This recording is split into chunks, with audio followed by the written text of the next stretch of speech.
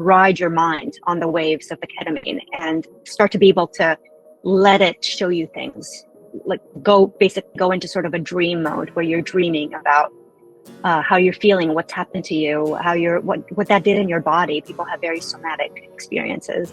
Hello, everyone. Thanks for clicking on this video. I'm really excited today. We have an awesome guest, and I hope you enjoy. This is Diana Moga. Is that how I say it? Mm-hmm. Okay. Yeah. I'm a psychiatrist and psychoanalyst in New York. And I have a background in neuroscience. So I was sort of fascinated by the brain, but then I realized that the things I really care about are questions of the mind. And that's why I chose to become a psychoanalyst, because, psychoanalysis has all kinds of reputations, but the key is we are people that spend 4 times a week, 45-minute sessions with people, listening to just them associate. So we have the most rich phenomenological library or storehouse of mind information. And that's what I love doing. I love watching people's minds change and shift and grow, and kind of all the intricacies of the patterns that they take. And then sometimes it's fun to connect that to the neuroscience. And I work primarily with now a large percentage of my practice is autistic people with low support needs. And I've discovered that many have trauma. And so I've started to look into trauma treatments, and I became interested in ketamine-assisted psychotherapy. And so I've been using ketamine as well in my practice. So those are kind of my areas: ketamine-assisted therapy, psychoanalysis, neurodivergence, trauma. That's amazing. How have you noticed that trauma in ketamine therapy is different for people on the spectrum or neurodivergence generally versus other clients you might see? Yeah, I don't have huge ends, so this could just be a bias of my practice. Ketamine-assisted therapy is sort of time intensive. It's like a 2.5-hour session, some people 3 hours. So again, the numbers I have are not huge, but neurotypical people who've come to me specifically for trauma treatment, have a difficult traumatic childhood, have some painful events in their lives. We talk about it before I inject them with ketamine so that we can sort of get them in the mode, setting with psychedelics. It's very important. I'm sure you've heard. So I get their mindset to focus on the trauma, and then I inject them with a ketamine, and poof, the trauma's there. Like it just, it's images. Wow. And like it's all like memories, images, feelings, sensations. Like it's all just comes right out. That is not. It can happen, but it's not as common in my autistic patients. And I think this is where ketamine helps. I think that when you're autistic, sometimes if you've had enough social trauma and you have not been understood, I think your inner life, not your inner affective life, your emotional life collapses. It doesn't mean you can have a very rich inner life that's entirely intellectual, cerebral, fantasies, ideas, papers that you write in your head, but access to your feelings, access to your body. Sometimes you're just alexithymic, but sometimes access has been foreclosed because nobody wanted to know about that part of you. Nobody understood it. When you try to explain that you use too many words and people don't get it, or you get bullied, and on top of individual traumatic incidents, you also get daily social rejection, bullying, etc. So you just sort of shut down. And so the ketamine treatments, I think, at first just start to open up an inner emotional space to make room. And then the memories come later, and the emotions and all that comes later. But at first, it's just about trust with me, because it's also hard to trust when people have mistreated you, and about trusting yourself and trusting your inner life. So do you feel like that lack of trust comes from rejection and shame, or are there other factors as well? Rejection and shame seem to be the big ones. I'm not sure. I have some thoughts about, sometimes I think with bottom-up experiencing, like when there can be a sense of fragmentation, and this is something, now I want to sort of say that this is something I've experienced myself so that people don't think I'm sort of pathologizing in some way, but so, you know, and I'm neurodivergent as well, but when you have a lot to process, it's hard to quickly put it together. It's hard to quickly decide what you feel about something, or what you think about something, or who you want to be in the situation, or how you're going to show up to something. Or so I think sometimes there's also a little like the lack of trust might sometimes be in a more fundamental way, like trusting yourself, reality, like not feeling like you're going to pieces, or like if you take a wrong step, like poof, everything will, you know, it's a little bit more existential, I guess. Okay. But I'm not sure. That's just something I've been thinking about recently. But Oh, that makes sense. So you take a more existential approach when you're looking at the kinds of trauma and internalized shame that neurodivergents go through. Do you think that's a better model compared to like other models you've studied before? Is that correct? um that's not, so I think like shame and rejection and trauma, like social bullying can be horrible. Like, you know, boys really get beat up badly, girls get like sexually Sure. abused at times, like it can get really ugly. So I think that that's the majority of it, and that's nothing new, except that people don't quite relate that necessarily to autism. But you know, the effects of intensive chronic trauma on the psyche is not a new theory. I'm just thinking that there may also be a smaller piece that actually has to do with how autistic minds work. Okay.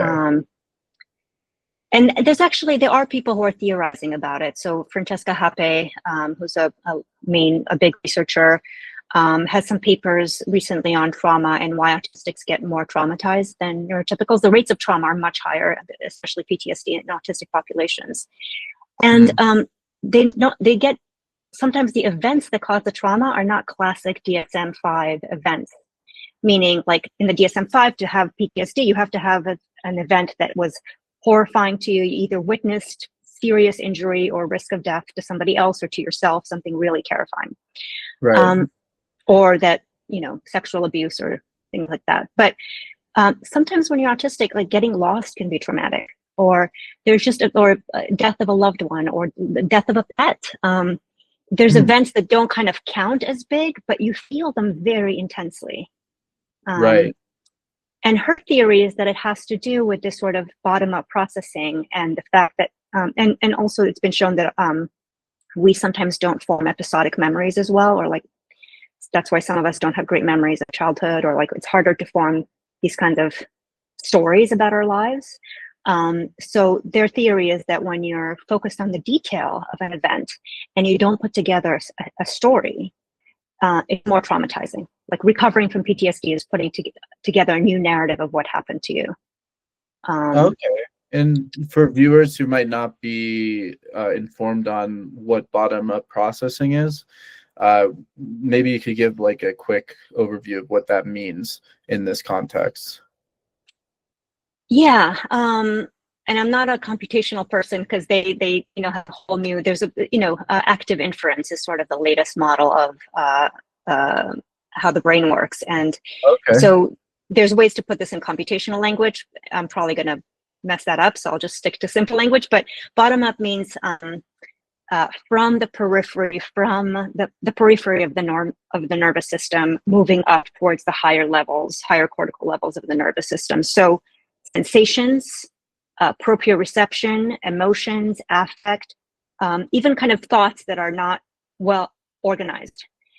Those all are going to dominate. And the top down, which is inference or predictions, or you know, this has the shape of a horse. I'm going to assume it's a horse because mostly it's a horse. Every now and then it's a zebra, but the majority of the time it's a horse. So I'm just comfortable going with horse. Whereas we're like, well, this could be a zebra, even though it's like 1% chance. I want to make sure that I'm not getting this wrong. Right. So we're a little more precise, and we're more focused on the details and less on imposing a narrative or prediction or a shape from above. Okay, that makes sense. So you're And starting that means with, there's more to process. okay.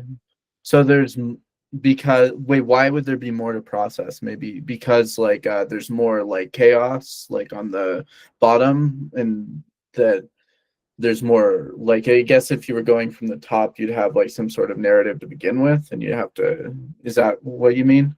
Yeah, when you have a shape to impose on reality, those words sound kind of strong, but that's not, I mean, when you have a shape to impose on reality, you only need a few data points. Like again, horse, like kind of a little bit of the shape of the head, a little bit of the butt, and maybe one hoof. Right. Boom, horse, done. But if you're a bottom-up processor, you need the full outline and maybe a zebra stripe or two, or lack thereof, to really see what this is, because you're not sure. Okay, so it's So that about there's like, a lot more data to process. it's like you need more information to Yes. understand Yes. what's going on rather. Okay, Exactly. that makes a lot more sense. So when you're using ketamine therapy and like utilizing it as a tool, how do you use, does it get more into that bottom up processing intuitively, or do you have to use a different kind of like session and structure to the session? I don't do anything formally differently, because each person's different. I mean, Right. it's neurotypicals and autistics, it's spectra. So, you might be under the, like here on the curve of the autistic one, but like, at the edge of the curve of the neurotypical one. So I don't know who's going to show up and how they're going to be. But I think this idea of why autistics get more traumatized, I'm going to do a little detour now. I mentioned Francesca Happe and kind of the bottom-up processing and tendency to get overwhelmed with sensory information. Also, higher levels of baseline anxiety prompts people to be more autistic people to be more traumatized. But what's not written about, and what I think, is that if you look at just the trauma literature, no autism, just trauma, the main predictor of not developing PTSD is social support. Having somebody right after the trauma to connect with, to do things together. Let's rebuild. Let's find a safe place. Let's distribute sandwiches. That's what gets people out of trauma mode. Right. And if you think about it, if you're autistic and have a hard time trusting, you're less likely to have that. Right. So basically, the first few sessions on ketamine are much more focused on, I'm thinking very intentionally about their trust in me and how can I facilitate trust and safety. Right. Otherwise, it's the same. It's just that I think sort of the trauma work comes a bit later, and the trust comes first, and safety. Right. And this obviously would apply to people's daily lives. If someone were to be like unable to trust the people in their workplace or their family, it probably would be a lot harder to integrate these things, right? To integrate the ketamine sessions, actually, yes. And that's another, I think neurotypical people sometimes, there's actually a study of like just ketamine, no therapy. Ketamine itself helps symptoms of PTSD. But I think part of what happens is people have this sort of very intense experience and they go home and they tell their spouse about it or their friends about it or whatever. And yes, then they can kind of integrate in that way. But that, again, is potentially missing when you're autistic. Right. Yeah, that must be challenging for people in different ways, depending on their experiences at home. Do you feel like multiple sessions? Is there a point when someone, oh, they don't need this anymore? Or is it something that's more maintenance? Like they do it like every year or as like a ritual? Or how do you think this applies to someone's lifestyle? So I think multiple sessions in the beginning, fairly close together, is helpful because, again, there's this deepening. So the first session you might not get a ton out of, but the second session, because the first session also you're meeting the medicine, so to speak. Like especially if you've never been on any kind of psychedelic, you're like, what is this? How am I going to feel? People are terrified they're going to be crazy and it's never going to end, and they maybe have a bad experience with anesthesia. so many fears just about the ketamine. Right. So usually maybe you have to get to session 2, and then once you become a more experienced journeyer, you start to know how it goes. And then you start to kind of ride your mind on the waves of the ketamine and start to be able to let it show you things, like basically go into sort of a dream mode where you're dreaming about how you're feeling, what's happened to you, what that did in your body. People have very somatic experiences. So it's good to I do maybe like 3 or 6, or sometimes like 3 and 3. So there's a block of sessions within, maybe spaced once a week, once every 2 weeks. Sometimes it gets too intense and people need to pull back. So I'm very careful with them about that too. They need to be able to function in their daily lives. If the trauma, they start to get flashbacks and then after that, if they feel somewhat resolved, like there was something major that they needed to work on and that's been put away and they're good, that's it, we're good. And then, but maybe something else comes up and then they come back. So there's no maintenance in the sense that I'm not treating depression with it per se. Like it's not a regular medication they have to take. It's just specifically there to work on something. Right. Well, that makes sense. How did you discover ketamine in the first place? I'm curious. What did you read research on this specific topic, or did you hear about it from colleagues? What have you noticed broadly, and how does the community of psychiatrists view this? Lots of really good questions. So it's sort of an interesting story, actually, and I wrote about it. But I discovered most things from my patients. I learned a lot in school, but the most useful things my patients have taught me. So first of all, autistic people started to show up and tell me they're autistic, and I was like, oh, okay. So I learned about autism. Then, of course, I started to realize that I resonate with a lot of their experiences, so I learned about myself. And then I had a patient who was very traumatized, very scared of medications, paranoid about medications, had very bad experiences with them, was not willing to do any prescription medications, but was suffering and suicidal and really struggling. And she showed me this article in which Nick Walker is interviewing, I forgot her name, but like Deb something, an MDMA researcher. This was in the days when MDMA was about to become potentially approved by the FDA. They were like, they'd had many trials and they showed that it was working for PTSD and they were trying to get it approved, and then it didn't get approved. But MDMA was all the hype back then. So she showed me this interview with Nick Walker about psychedelics for social trauma in autistics. And so her and I read it together, and I was like, sounds interesting, sounds great. I did a bunch of psychedelics in my 20s. I think they're awesome. Like, sure, like let's go. Except MDMA is not legal, so we can't do that. So what can we do? So then I researched, and turns out ketamine's legal. So I went to Napa and I tripped out with a whole bunch of other therapists, with Phil Wolfson, who's one of the original gurus he wrote the ketamine papers. And I learned how to administer ketamine. And then I went on many more retreats, and that's how it all started. That's cool. Was it like a secular experience, or was it Buddhist, or what? How was it when you were there? The retreat itself, or my own journeys? No, the retreat was secular. It was just like literally teaching people. Phil has this big clinic where they just give ketamine to a lot of people. It sounds scary to me, but they do it. They've published on it. They have some good data. Cool. And you had an interesting experience, it sounds like. Yeah, I had a terrific experience. And then I sort of did a whole bunch more to make sure that I really understand how it works, and it's very different at different dosages. It's a very interesting molecule, because like you can use very low doses to just lower defenses a little bit. Higher doses, you start to have much more of a psychological, emotional journey, access to your emotions in your body.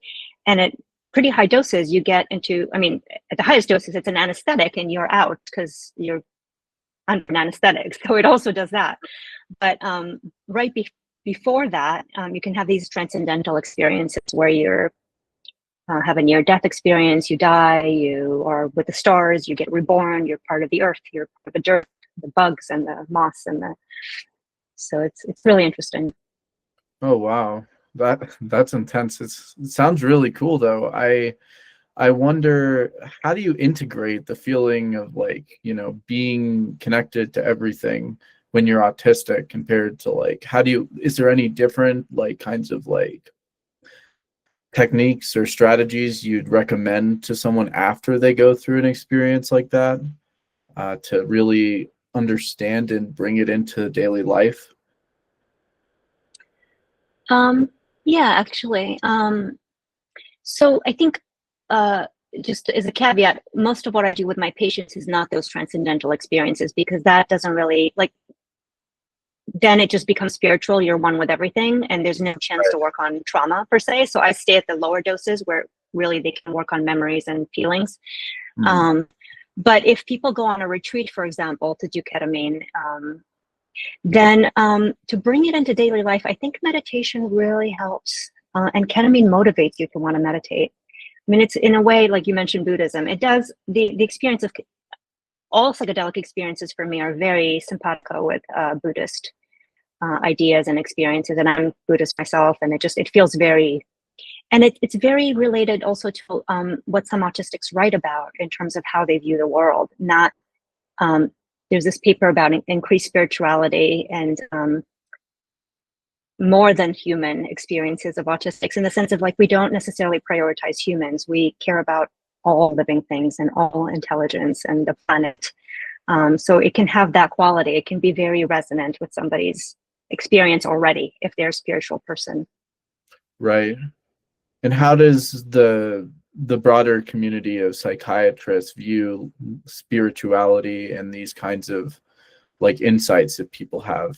Do they try and put it into language that's more formal? Do they do something like in between? What have you noticed? And is it useful to like look at things from that more professional angle, or do you take it in a different way?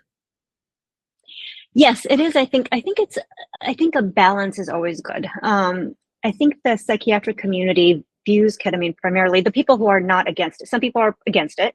It can lead to addiction.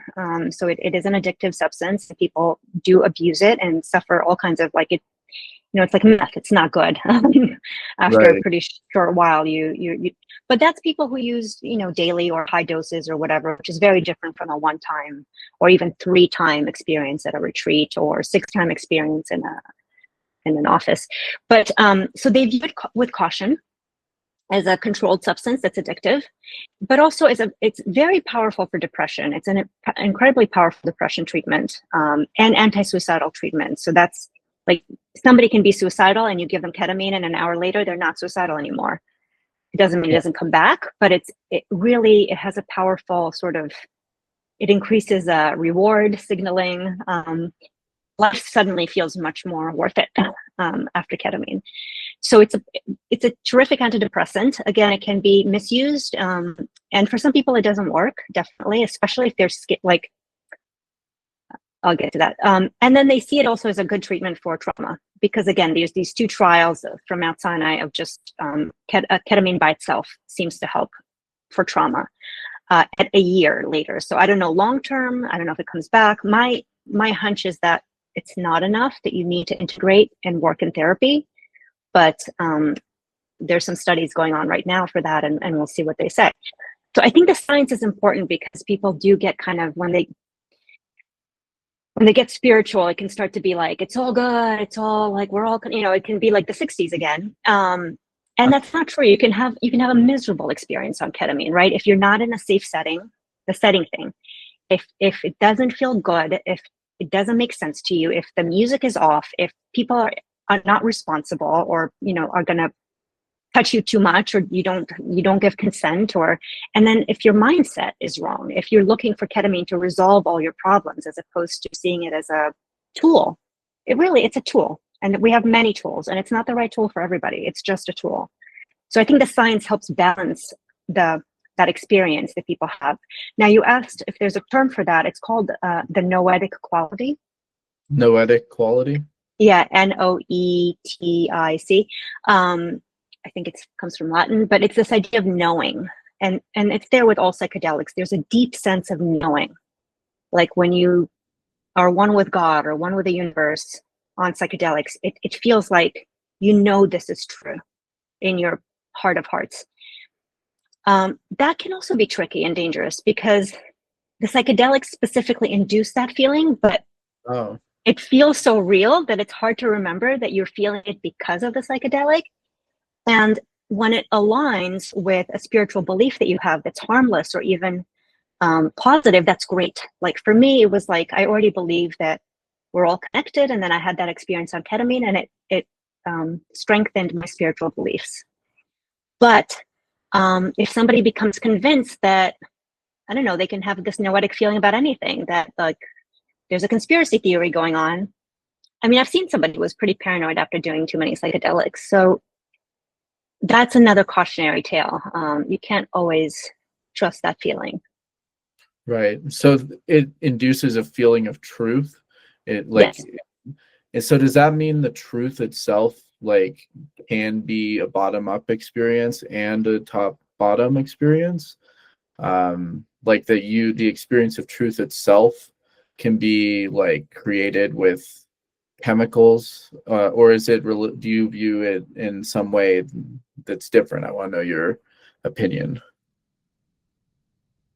I don't know that I think the quality, the experience that this is true, like, you know, this, that all humans have green blood. Right. That, you know, they're actually all aliens. The experience, having that experience can be caused, there's mechanisms in the brain that respond to the psychedelic that lead somebody to have that experience. Right. But the truth itself, I think, is a product of that person's mind, wherever their mindset is. So that's why mindset is so important. If you go in, you know, in a very, I don't know, paranoid, scared, terrified place, and you're doing it alone, or you don't have a supportive therapist, you can be sucked into a very awful place, and you feel like it's very real. Right. Well, that makes sense why you'd recommend therapy before and after to understand what people's truths are, and be able to like reflect on it rather than just assume that whatever happened is exactly how they interpreted it in the moment.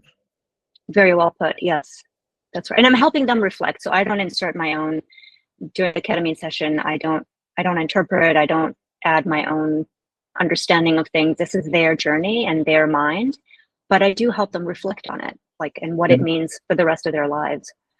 Right. And is that a more psychodynamic kind of philosophy for doing this kind of work, or what kind, is that a universal kind of expectation for ketamine, like therapists and psychiatrists? It's the wild, wild west out there. So people do whatever, I have at one of these retreats, there was like a massage therapist, I think, that was using ketamine. Like, I mean, nothing wrong with massage therapy, but people do whatever they do with ketamine. Like, so there's a lot of people do IFS. That's a popular model, internal family systems, Dick Schwartz's thing. Some people do dynamic psychotherapy. Some people do just existential therapy, or, I mean, there's as many therapies as out there. People have, I think CBT even has been combined with some psychedelics, which is like really weird to me. But so I'm primarily dynamic. I'm a little influenced by the AEDP model, which is Dana Fosha's model. It's accelerated experiential dynamic psychotherapy. Not a lot, mostly because I'm already a psychoanalyst. I have a lot of my own tools, but AEDP has helped me stay more present in the moment with a person and deepen their affect, like really get them to reflect on their experience and what that feels like and what they're feeling and where in the body they're feeling it. So it's a way to stay more present with the here and now and the feelings in the body, as opposed to the stories that run through our head. And I find that helpful before ketamine. So how do you notice with your clients how do I put this? How do you notice when the story is running rampant in their head? How does it store in their body? What do you like? What's ketamine releasing, and where is it in their bodies, depending on how they are feeling and experiencing their life unconsciously? Um, so, especially chronic trauma, I mean, adult trauma too, I think, but especially childhood trauma. One of the things, actually Freud said this, that what trauma is any stimulus that overwhelms the system. So by definition, trauma is something that overwhelms your ability to organize it. So for any trauma, people tend to not have good stories initially until they've processed it. But especially with childhood trauma, because in childhood, our memories not as efficient in the early years. And then there's a period where the children are not verbal, or their language is not as comprehensive.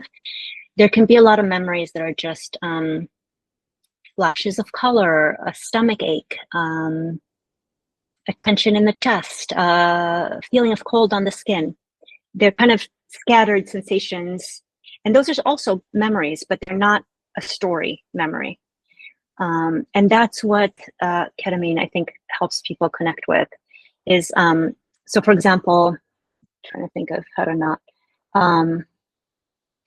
somebody comes in and they're talking about their connection with their mother and how she was not helpful to them, and they feel alone and unsupported. And they also happen to have this back pain. And then so I say, okay, so then I slow them down. And you know, when you think of your mother being unsupportive or not helpful to you, or feeling sort of alone, blowing in the wind, or whatever they use, what's that like for you? Where do you feel that in your body? And then there may be this feeling that there's no stability. They're kind of feeling unstable, and then they go into the ketamine and they start to really feel that back pain. And they start to really remember a time when, I don't know, they fell down the stairs and their mother didn't hold them. And there was no feeling of containment. There was no feeling of, or somebody's got your back. And then when they come out, they start to talk about how nobody's ever had their back. They've never felt really safe. So it's kind of it's up and it's your point, bottom up and top down kind of connections. That there could be an element of real back injury or back pain, or childhood feeling untouched and uncontained. But also there can be an idea, a symbol in the mind, nobody had my back, that makes the back feel unsupported and weak.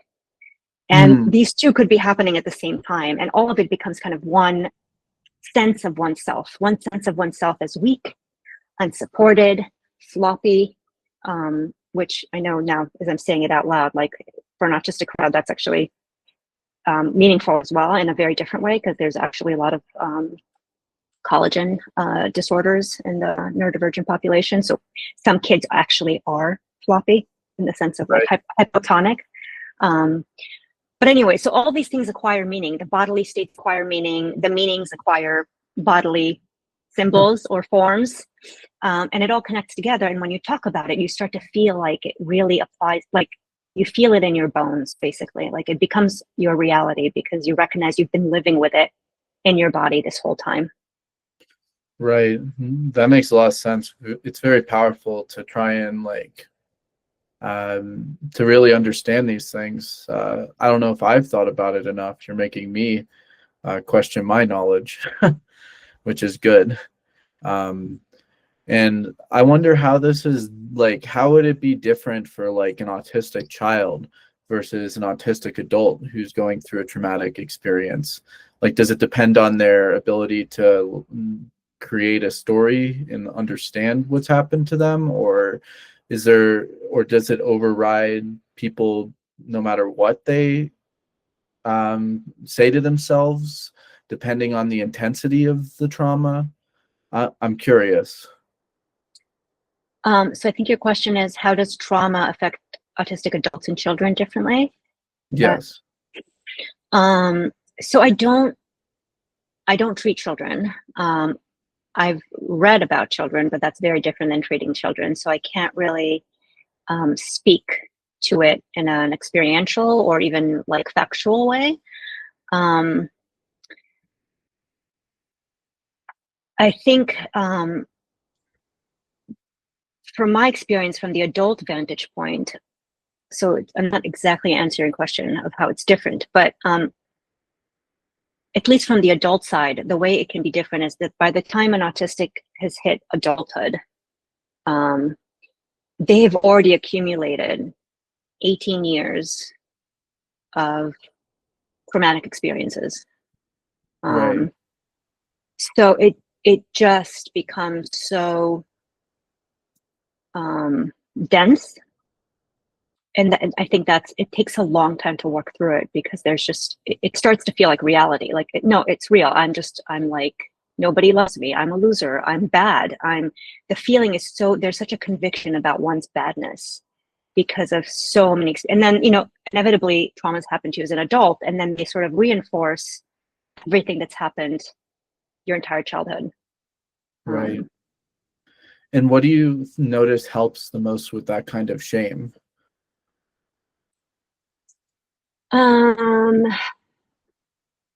First,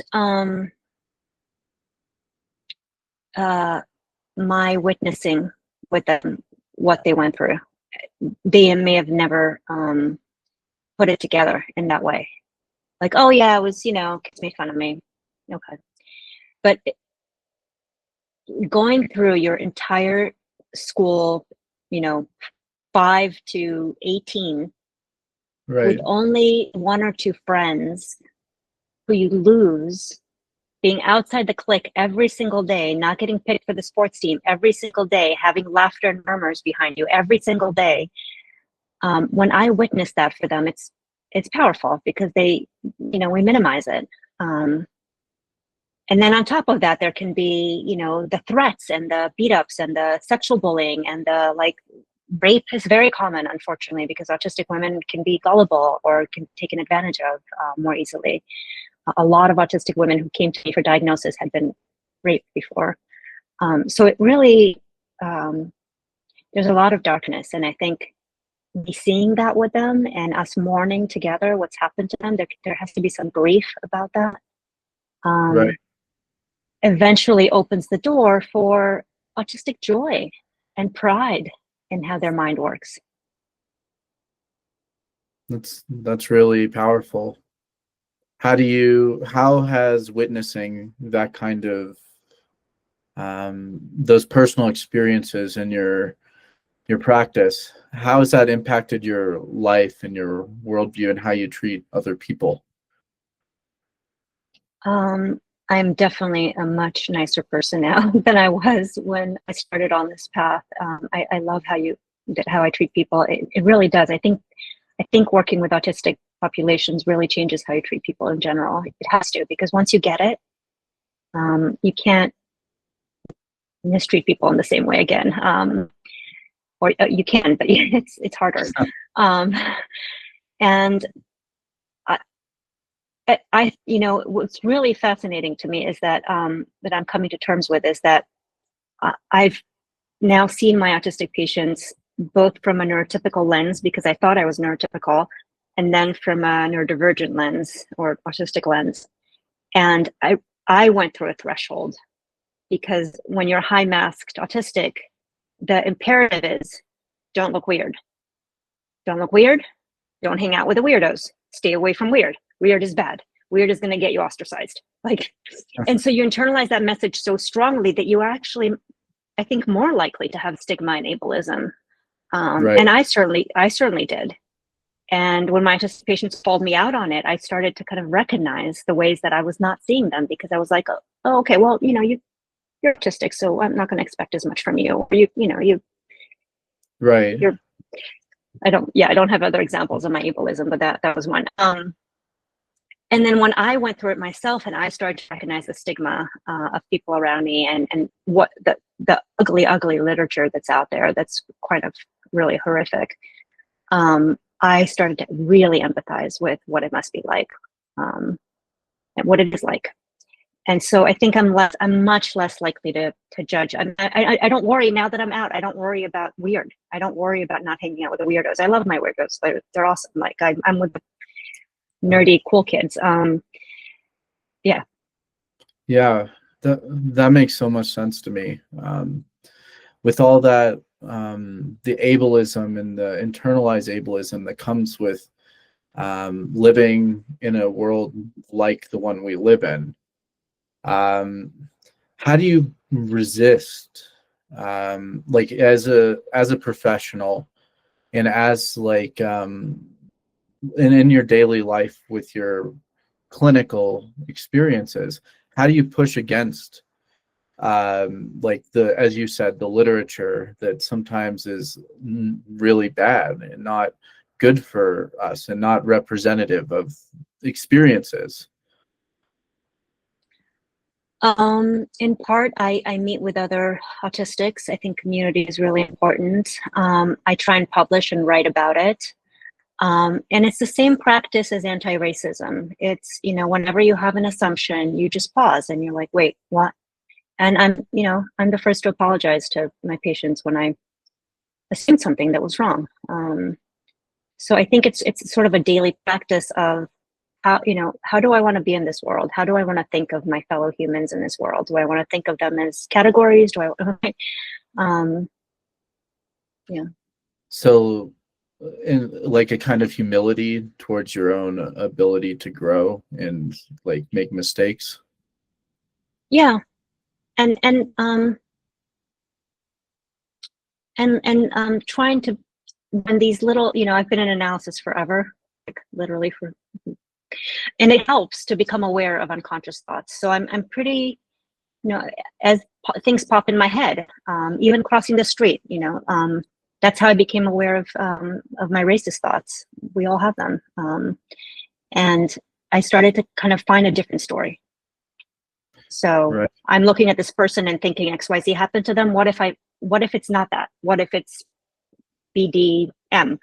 And I come up with another scenario. And if I have time, I try and do that sometimes with patients too. Like when I'm thinking about them, when I'm writing my notes, I'm like, I think this is going on, but what if this other thing is going on that could explain it from a completely different point of view? And then I actually ask my patients. I mean, that's the pleasure of working together, is I'm like, I think this may be going on, but does that resonate with you? How does that land? Right. And then they'll like, no, it's this other thing. And I don't assume that I know their mind any better than they do. I can see some things and I know how minds work in general, but I don't have a, microscope into their head. Right. No, that makes sense, especially since so many people feel like when they're going in for counseling or psychotherapy that somehow the professional is like a psychic or something, or that they can read their minds. I think it makes sense that that would build trust by being willing to step back from assumptions in any way that could be harmful or alienate the relationship you have with them. And everybody is good with different kinds of populations of people. There's also a fit. So if a patient makes me more uncomfortable, I'm more likely to have assumptions, because assumptions are also defenses, right? There's ways we protect ourselves from something that feels unfamiliar, uncomfortable. We just decide, oh, it's just X. And now I've got your number. You're just an X. Right. So there are definitely some patients I have a hard time working with. It's not a good fit. And I'll tell them pretty quickly. I've learned that it's better to say it quickly than to wait, where I'm just less likely to be effective and less likely to be able to really see them. Right. No, that makes sense. I'm sure it might have been difficult when you were just starting. How did you develop that kind of resilience to, or the ability to set up boundaries in that professional way without like hurting them, or hurting yourself? Trial and error, lots and lots and lots of pain, years and years of trying different things and figuring out, nope, that's not going to work for me. And you know how we like to learn by experience. So I didn't listen to anybody. They told me like, oh, don't do it that way because X, Y, Z. And I was like, no, I'm going to do it that way because it feels right to me. And oh, this is why they said not to do it that way. So I've just basically, trial and error. And I have a good network of, I know enough people now where I think this person could help this patient more than I can. They're into this stuff. They enjoy this stuff. They're all about this stuff. I'm not. So why would it would do a disservice to both me and the patient if I try to treat them. Right. So since you trust your colleagues and your friends in the business, it makes it a lot easier to refer them. Yes. And so how did you develop that kind of trust for people in such a oftentimes high stress environment? Like, what did you learn that helped you? You mean with my colleagues? Yeah. Yeah. It's funny, right? Because we're talking about trauma and trust, right? And I see that this theme of trust is developing, right? Trusting yourself and trusting others. And I think actually that's what it all comes down to, right? Just again, kind of knowing people over a long length of time. The longer you kind of hear somebody talk about their patients, or they present, or they refer you somebody. Sometimes I've collaborated now with colleagues, so they send me somebody and I send them somebody, and I get to know their work and they get to know my work, and we have conversations about the patient, so we get to know how each of us thinks about it. And then if they trust somebody, then I'm more likely to trust who they trust because I trust them, kind of thing. And again, it's not absolute trust. It's not that I think they're going to, I don't know, be the perfect therapist or whatever. They're human. They have their flaws. But I trust that they're going to be, for the most part, not harmful, not take advantage, that they're going to have good intentions. Well, that makes sense. And for those people who haven't went to get counseling or psychotherapy before, how, from your experiences in that world, what's a sign that someone might not be a good, like an ethical practitioner? Like for someone who's doesn't want to get traumatized in therapy, especially if they're autistic, what would you recommend, like, or signs and things to look for when they're researching? That is such an awesome question. I love that you asked that. There should be a book about that, right? Because I've seen a lot of people. I've got referrals of autistic people who've been through a bunch of other therapists or psychiatrists who are not helpful to them, and some really pretty awful stories. And I'm not trying to sometimes you just don't know, but sometimes people are really. So I think what does not work for autistics is when somebody's very what's the word? Cookie cutter, or like somebody that has this is the way I work and it doesn't matter who comes in, I'm just going to work this way. Like a very rigid personality is not going to work well, because you're going to need different things than most people potentially. So there's got to be a sense of willingness to accommodate something within reason. Yeah, you can't expect to show up anytime, or if you cancel, you might charge, that it's their job, it's their they get paid to do their work. So don't treat your therapist any worse than you would treat a hairdresser. If you miss a hair appointment, you're going to pay, but within reason. Like if you need the lights lower, or if you want to sit in a different way, like I have patients sitting on the floor, I have a beanbag. If you need to ask 60 questions before you want to work with them, you have the right to ask questions. Sometimes, again, you have to show up to an appointment and pay for the appointment. They can't sit with you for 2 hours on the phone, but questions should be welcomed. Therapy should be collaborative. So it feels like kind of like, how do you pick a tutor, or how do you pick somebody who's going to want to work with you, who's not going to be imposing their models on you, who's going to be accommodating to who you are as a person, because you're not a cog in a wheel. Right. And somebody who's a direct communicator, I think, is better. Some people, some neurotypicals just can't. I don't know. There's a style issue where they just can't communicate directly, and if you're going to be confused, or they get suspicious if you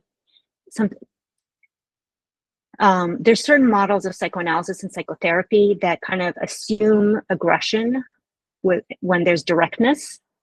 That's not going to work well, because you're not trying to be aggressive. You're just trying to understand. So if you ask clarifying questions, or you ask a lot of questions, and the person bristles up and is like, well, not a great sign. I Right. think. No, that's great. And people really need to be aware when they're looking for counselors to like that they're going to get treatment that doesn't make them unable to really feel comfortable in therapy again. Yeah, and someone who encourages you to, somebody who encourages your agency. I had somebody come to me. She had been hospitalized. She went through ECT. She went through like every kind of treatment, and it was just the psychiatrist was just like, nope, you have treatment-resistant depression. Go to the next thing. Go to the next thing. Go to the next thing. And she just was like, okay, I have to obey. You do not have to obey. They're working for you. My patients are my bosses. Like, Right. I tell them that, like, you hired me, you pay me, you're my boss. Right. I'm a consultant. I have some opinions, but so a therapist who really wants to hear from you, how does that land? Right. What's it like when I say that? Who welcomes your feedback? Yeah, and that makes a lot of sense. And thinking about it from that perspective, it also makes sense why a lot of autistic and neurodivergent people generally would have struggles with authority in their minds and like, you know, sensitive to demands and Of things course. like that. Yep. Nothing creates PDA as well as ABA. Is my That's it. like, That's it. if you force people to do things a certain way from a young age, they're going to tell you, don't tell me what to do when they grow up. Like, it's human nature. Right. And especially how that itself is pathologized. It seems to me that it creates like a feedback loop of like feeling like you can't really be accepted for that. Mm-hmm. I had one patient with PDA. PDA is really interesting because basically what he told me, and I still remember it, and I thank him for that. He's like, the solutions they gave me when I was a kid didn't work for me. They told me, why can't you just do X? X doesn't work for me. I'm not wired that way. I can't do that thing. So Right. sometimes you're not trying to be a pain in the ass. You just, pardon me. It just doesn't work for you. And there's got to be something else that works for you. Right. No, that makes so much sense. And I saw on your website, and something that really interesting to me that's not as known about as a lot of other things in the neurodivergence, like discourse, is twice exceptionality. And I was curious if you could define that and put in context for how would that alter someone's experience and make them feel differently about treatment. So it's people who are both gifted and also autistic. So those are the two kind of exceptions, I guess. And in a way, giftedness itself is a neurodivergence, especially the higher you get. Like, and I looked at this at one point. My patient and I had this theory about geniuses and autism, and there's definitely a higher percentage of neurodivergence and autistic traits in people with the genius level IQ, but it's not well studied, or there's not enough data. But if your mind works like at a certain level of complexity and speed, and you can hold certain level of complexity in your mind, trying to communicate about it becomes very difficult. Right. And now if you're also autistic and you're bottom up and you're focused on the details, you want to be able to deliver your entire complex maze to the person you're talking to, who's not going to want to hear about that or follow you or like get into all the intricacies. So I forget what your other question was, but basically, like in therapy, just there's a lot of intellectualism, and that's their strength. And I love going there with them because I enjoy that too. So we nerd out, but at some point I'm like, okay, but we're like playing in our heads right now, and what about the feelings, right? So I sometimes have to help them kind of connect with the rest of their body and their feelings, because this is spinning out of control. Right. And do you think a lot of that spinning is because of trauma that they've been through related to that experience, like of being twice exceptional or just being autistic in general? Or do you think like if they didn't have that trauma in the first place, that they'd also be having a hard time managing that? I don't know, actually. It's like kind of a chicken or the, it's really hard to tell because I don't think I've seen some. I haven't seen many autistics who are not traumatized, or the autistics who are not traumatized don't come to me. So if they're in my office, usually it's because they've had some bad experiences. But what I can say is that people also tend to do what they're good at. So if there's not, some people, I've heard of the floating head thing for some autistics, like there's really no information coming from below the neck, like you just no proprioception, no interoception, like you're just a floating head. And so if you're a floating head and you're very smart, you're going to be engaging this, and down there, like you're not sure what's going on. So you're not going to, you're basically using the thing that you're good at. But yes, if there's a lot of trauma, then also that's another reason to avoid the body and emotions and stay in your head. So it could be multiply determined. Okay, that's great information. I never thought about that, but now I have lots of questions, which is amazing. Your questions were fantastic. Thank you. So I really think you helped me kind of say what's most important. I think especially for people out there autistic people who've been through trauma or are looking for a therapist. So I hope this was helpful to them. Definitely, and thank you for watching, and thank you, Diana, for sharing everything and being so knowledgeable. And until next time.